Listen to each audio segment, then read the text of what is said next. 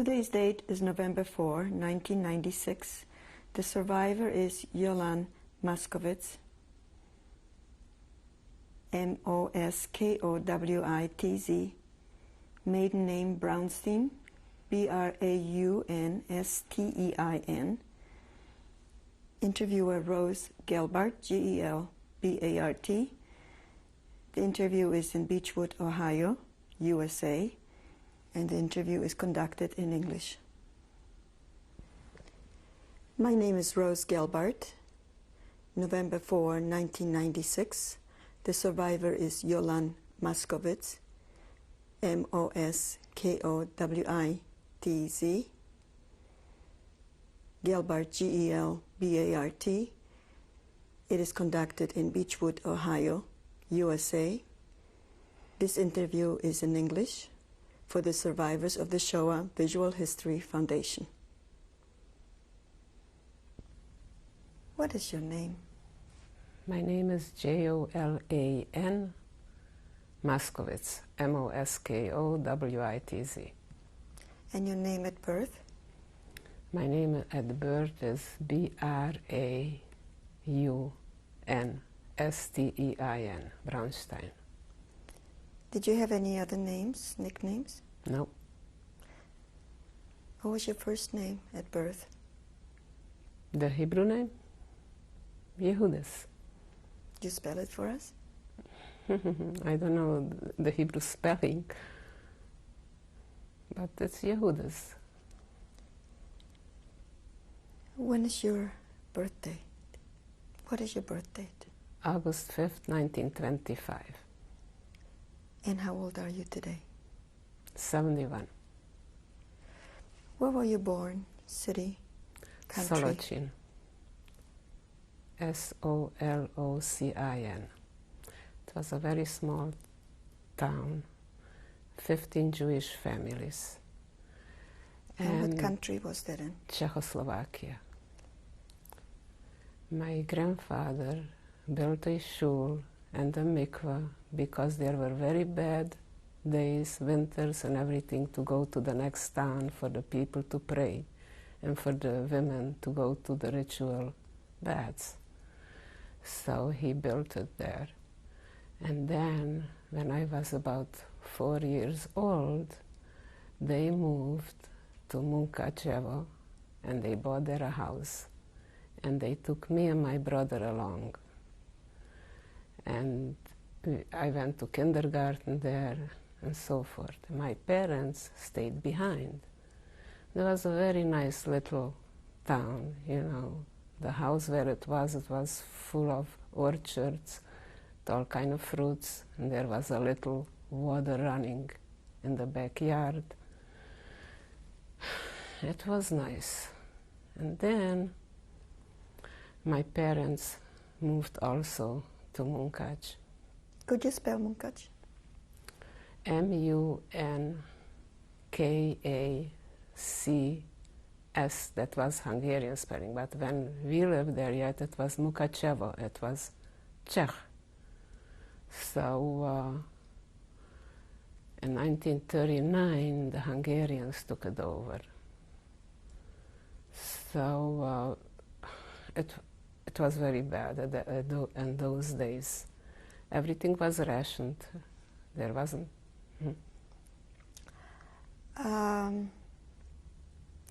We're still in Solocin. Pardon? What do you remember about this little town that you were born at? Do you have any memories there? Yeah, there was only one little store and one little shoemaker, because I used to go back, you know, for the summer to the parents. And it was nestled high on a hill. And that's you know, when every Shabbos they used to come and pray by us, otherwise they would have to run over hills to the next little towns. And it was very hard. It was a hardship on them. So who else went with you to your grandparents? My brother, the two of us. Oh, what's his name? Moshe. How long were you in Munkachevo before your parents moved there? How long? A few years. I don't remember exactly, you know, because I was very young, so I don't remember exactly. And did you go to visit your parents often? During the summertime, I used to go. Can you tell us how far it was? It was about 38 kilometers or something like that. It wasn't too far. Did your parents come to see you? I don't remember. I don't remember. So how old were you at the time? 4 years old when. And how when old I was went. your brother?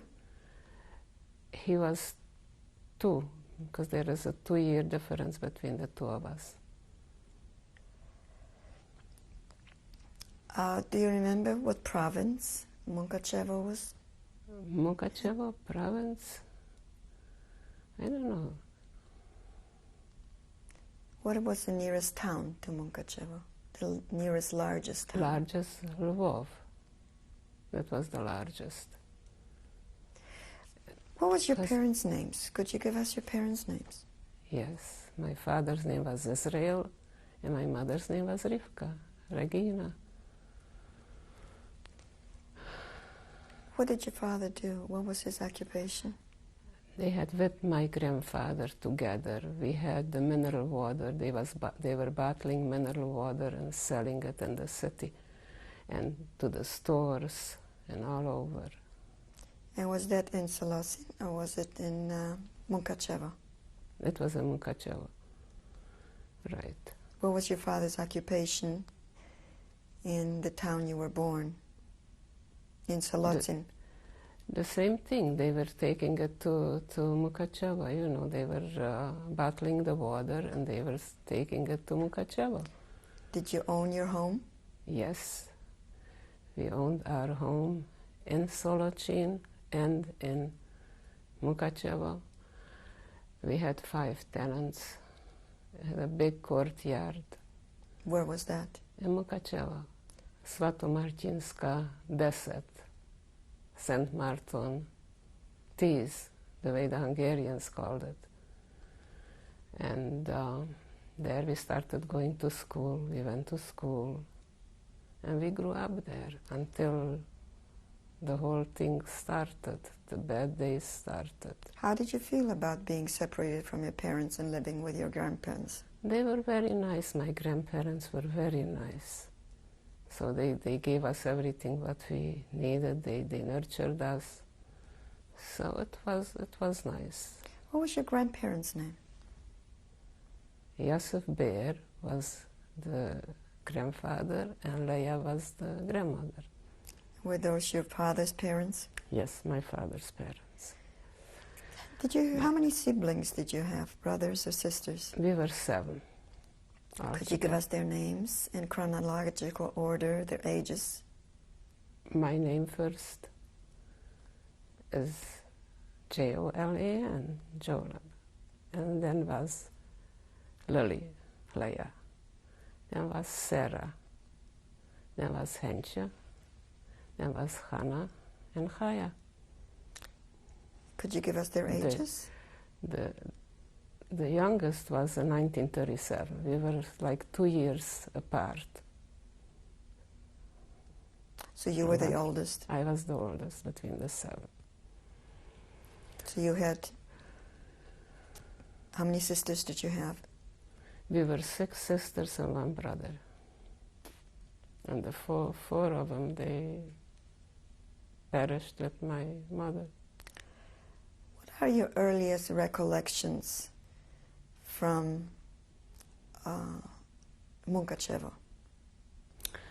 I used to go to school. I was very bad eater. I never wanted to eat. I was so skinny. And I had an aunt living in Tibova, and they had a mill, you know, was running on water, you know, those old-fashioned mills, and they were, and it was in a very small town. And that was my mother's sister. Her name was Blima Gross. And she was sending me there, my mother, that she should do something with me. She should see I should eat. So there was always the fresh flour with the fresh bread, with the fresh fruits and vegetables. I used to go with the children, with my cousins, to the woods to pick those little strawberries, those wild strawberries, and it was a nice childhood. What were your parents' religious affiliations? They were Orthodox. Can you tell us more about it? About my parents? Like what? Did your father visit the shul every day? Oh yes, every morning, right. And we had a kosher house. And whoever came, they didn't have where to eat, or anything. My mother was very charitable, seeing that somebody, she rather took it away from herself and gave it to somebody else. She saw, in Europe there were people coming to the house, for charity, and they didn't have what to eat, so she rather took it away from herself and gave it to strangers. Did your mother have an occupation too? With 7 kids, that was an occupation plenty. They didn't have dishwashers or washing machines or dryers, nothing. So it was hard, it wasn't easy. And did you help your mother at home? Of course, we had to. She had a little help, but we had to help too. Do you remember the name of the synagogue and the rabbi? The rabbi, I think Rabbi Spiro was his name, the big shul in Munkac.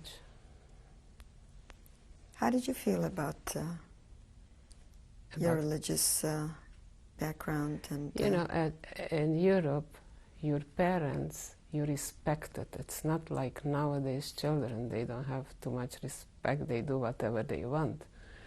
But in Europe, if a parent said something that was heilig, that was said, and you listened and you obeyed. Were you a happy child? Pardon? Were you a happy child? Oh yeah. What do you remember about the holidays? About home, families? Shabbat was a Shabbat. Everybody, came, and father came home from shul. It was nicely lit, the candles on the table, and everybody sat around the table, and they were singing Zmirot, and it was really nice. Can you remember any specific incidents, any songs, anything that you would like to tell us about, your earliest recollections? Yeah, but I'm not a singer. I should sing, but, the Shabbat Zmirot, they were singing. It was really nice. And everybody in the hall, all the families in the courtyard, the 5 tenants, and you could hear it was nice and loud, and everybody was singing for themselves in their home, but you could hear. How was school like? In the beginning, it was okay, but afterwards, it wasn't so, especially for me, it wasn't so good, because Jewish people, they were discriminating against, and no matter how good you were, they made it always worse. And I had, like my 4 little sisters, they were in one school, and when there was a recess, the teachers went out from school and they were talking to one another, and they said, I have a little girl by the name of Braunstein Sarah, and the other one says, yeah, I have a little girl by the name of Braunstein Hensha, and the other one says, I have a Braunstein Hannah, and they're all excellent. I wonder if they are sisters, they were wondering. So they were calling them together, and when it was recess, they were asking them if they're sisters. So then on the way home, she came and stopped in our home, you know, the teacher, and told mother that she should be proud of her children, how good they are in school. Did you encounter any anti-Semitism in school with teachers or children? The teachers, the children, you know, most of them were Jewish children, most of them, because with a big population, a Jewish population like that, and the teachers usually, you know, they were very, so strict, it was unbelievable. What was the Jewish population of Munkachevo? About 11,000. And when it came Shabbat, all the stores, even the non-religion people or the Gentile people, everybody closed the store because there was no business. The business didn't go on. It was so quiet on a Shabbat. The whole city was tranquil, quiet, peaceful. So in what year did you move to Munkachevo? I don't remember. I was 4 years old. So about 1929 or 30, I don't know. And your parents followed? Yes, yes. And where was the business? Did it remain in Solesn? No, it was in Plosk. And when it came, you know, before Passover, you know, they were already... No, in between. I tell about my father. They took him into the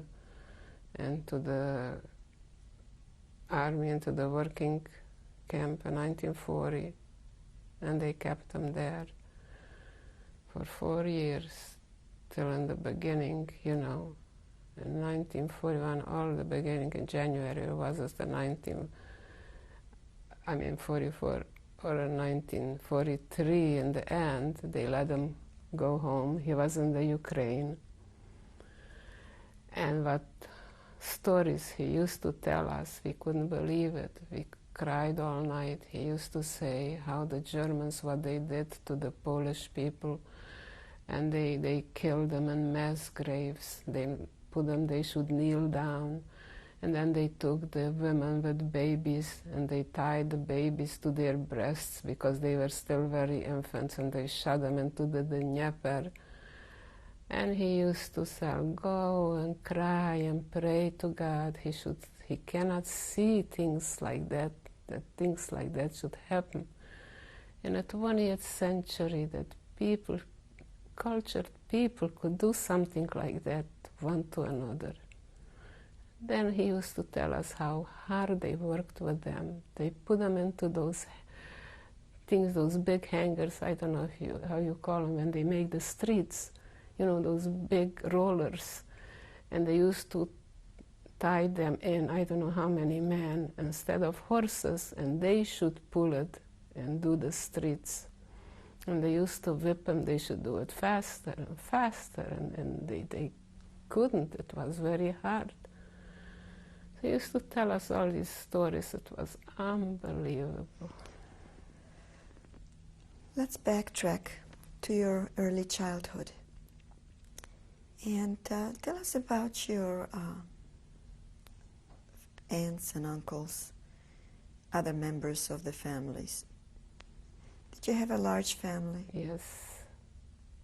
So, one uncle lived in Palanca, that was like a suburb, like Beechwood of Cleveland. They had a little store, you know. Their daughter was a seamstress. One daughter was she made millinery, you know, hats. She was making ladies' hats, and that's how they made a living. It wasn't that easy, but somehow they made a living. And what were the names of your mother's parents? Do you recall? My mother's parents? Shia Falek was the father's name, and Yita Rochel was the mother's name. Do you remember them? I remember just the grandmother. The grandfather, I don't remember. He passed away when I was really young, so I don't remember him. But the way my mother told me, she came also from a family where they had also a mill, you know, like my aunt had the mill. And, you know, it wasn't such an easy life, but... And where did they live?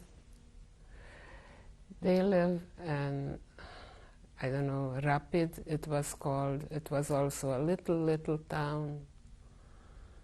And she used to say in the winter how the deers used to come down and steal the hay from the animals. And it was not too many Jewish people there. Did you like your life in Mukachev, or did you miss Salatin? You know, Salatin, I was very young, so I didn't know how to miss it. Mukachev was a city, a nice big town. And when you have your family, you know, you just adjust to whatever it is. So how old were you when your parents moved to Mukachevo with the rest of your siblings? Must have been about 6 or 7 years old, something like that. So it was about 2 years that you were later, separated? Yeah. Yes. What else do you remember as a child? As a child, they used to try to give us education. They used to try to give us the best they can. And we were, you know, we had a big yard. And in the yard, in the summer, there was a big table with benches, so my mother could give us the food, you know, outside. We shouldn't mess up with 7 kids, you know. And we had 2 big trees. One was a walnut tree, and one was with, how do you call it? Apple. I don't know how to say it in English. It was like berries, you know, those big black berries on the tree. And then was one which was grapes, you know, hanging over that table. It was making like a shade, like a canopy. It was all grapes on it. And it was nice, the homework. We used to sit down out there in the summertime, make homework there. And how would you describe your father's business? Was it an affluent business? Yeah, we had a young guy who grew up by us. He wasn't Jewish. My parents raised him, and he helped in the business. And he used to go with the horses, with the wagon, to go there where the mineral water was, and fill up the, you know, there they had workers who were filling up the bottles, bottled it, and he used to bring it back to the town. So he was growing up by us, and then we gave him like a little house for himself in our yard, and then we married him off. He got married, he got a kid there. And then when we came home, you know, he used to tell me, I saw him, he says, how come your father didn't give me this and didn't give me that, you know? I said, how dare you talk like that? How dare could you say that? Did you ever come into the ghetto and ask us if we have a piece of bread? Did you ever come to see if we need something? You still could say, you took as much as you could, but still you were asking, he didn't give you this and didn't give you that. When was that? That was when I came home from concentration camp. I wanted to see if anybody was left at home. So would you say your father was a good provider? Yeah, fairly good provider, yes. But they were very charitable. They used to give away, you know, more than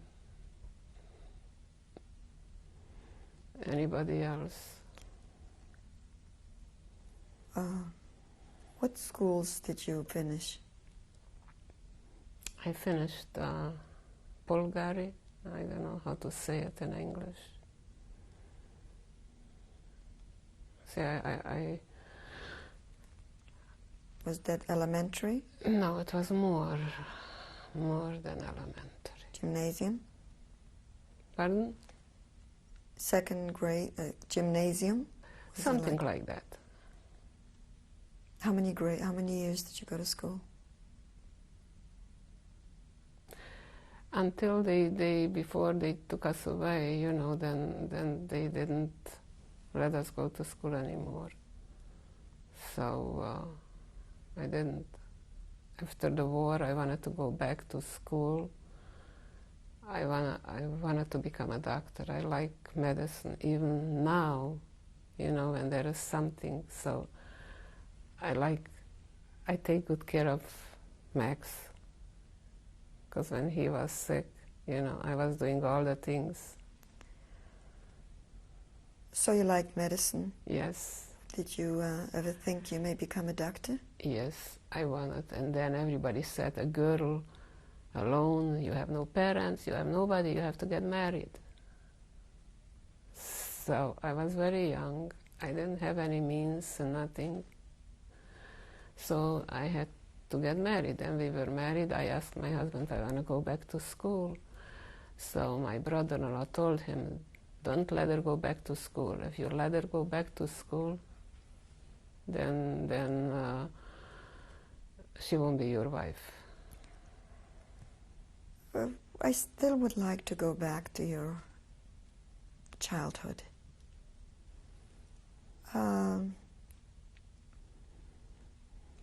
When you were a child, when you were growing up in Munkachevo, did you belong to any organizations? What were your activities? Organizations? No. I like to go to the library, I like to read, I like to knit, I like to be with my friends. And who were your friends mostly? Girls. Were they Jewish or non-Jewish? Both. But, you know, no boys, we were not allowed to go out with boys. We were just having girlfriends from school and the ones who lived in the neighborhood and the street. So we got together, we made homework together, we talked, we socialized. Anything else you want to tell us as your growing up years, as a girl, a young girl, a child? Any other memories that you have as a child that you would like us to know? When I could tell you, I remember about already when the bad days started. They came in. And when was that? It wasn't 39. First they came in no? Go ahead. They came in, the soldiers, and all of them were in the street all over, you know, for every house a soldier with the bayonets, like, I don't know, like we would be criminals, or like